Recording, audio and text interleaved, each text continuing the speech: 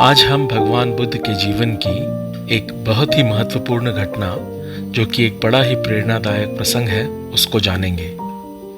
वसंत ऋतु में एक दिन सिद्धार्थ गौतम बगीचे की सैर पर निकले। उन्हें वहां पर एक बूढ़ी स्त्री दिखाई दी। उसके दांत टूट चुके थे, बाल पक गए थे, शरीर टेढ़ा मेढ़ा हो गया था। हाथ में लाठी पकड़े धीरे धीरे कांपती हुई वह सड़क पर चल रही थी। कुछ आगे बढ़ने पर राजकुमार सिद्धार्थ की आंखों के सामने एक रोगी व्यक्ति आ गया।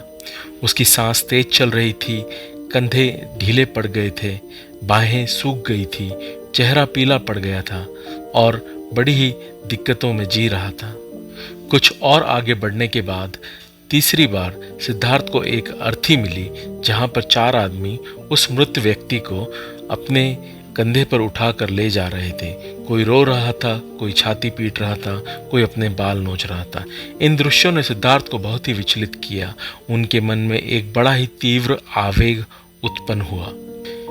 ऐसी व्यथित स्थिति में वे आगे बढ़े और चौथी बार सिद्धार्थ गौतम को बगीचे की सैर के दौरान एक ऐसा सन्यासी दिखाई पड़ा जो संसार की सारी भावनाओं कामनाओं से मुक्त और प्रसन्नचित्त दिखाई पड़ रहा था।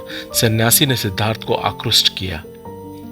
इन सभी प्रश्नों के बीच सिद्धार्थ गौतम यह विचार करने लगे कि क्या मेरा भी अंतिम समय ऐसा ही होगा? क्या मैं भी इसी तरह नष्ट हो जाऊंगा?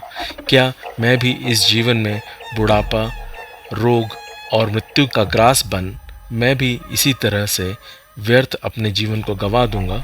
उन्हें उसी समय उस सन्यासी का ध्यान हो आया और वे संसार के मोह बंधन से मुक्त होकर त्याग के रास्ते पर निकल गए और घोर तपस्या करके बुद्धत्व को प्राप्त करने के लिए आगे बढ़ गए।